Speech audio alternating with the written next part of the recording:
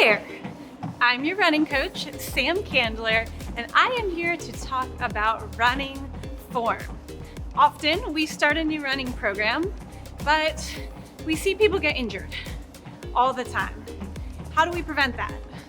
First and foremost, we focus on good form. Let's start from the ground and work our way up our bodies. Starting with our feet.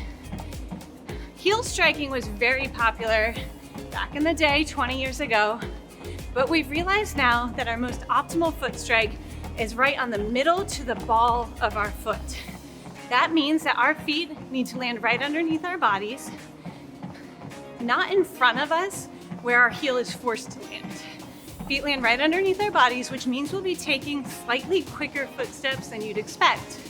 Ideally, we are somewhere about 180 steps per minute. In order to calculate your steps per minute, which is called your cadence, you can focus on counting every time your right foot hits the ground. Multiply that by 2, and there's your cadence per minute. Next, let's work our way up to our hips. When we run, we want our tailbone tucked slightly under us so that our butt comes with us.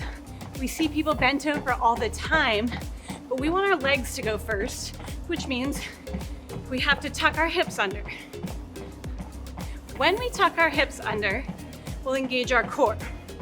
We don't want a tightly braced core like someone's gonna punch you in the stomach, but we do want to engage about 20%. We'll gently pull our belly button towards our spine. Moving up to our shoulders, we want our shoulders back and down. Often when things get intense, we tend to bring our shoulders up, but that's a total waste of energy, tough on your neck, and tough on your form in general. So shoulders back and down, away from your ears. With your shoulders back and down, your arms will swing by your sides. Think hip pocket to shoulder socket. Hips to shoulder and back again. Hands like you're holding little eggs. You don't want to smash them. We're not going for fists, but we'll gently hold little pretend eggs in our hands. Finally, head and neck need to be very neutral. Eyes looking straight ahead, chin level with the floor. Once we have all those pieces together, from our feet all the way up to our heads, we know that we can run safely and efficiently. Thank you for joining me, your running coach, Sam Candler, to learn about running form.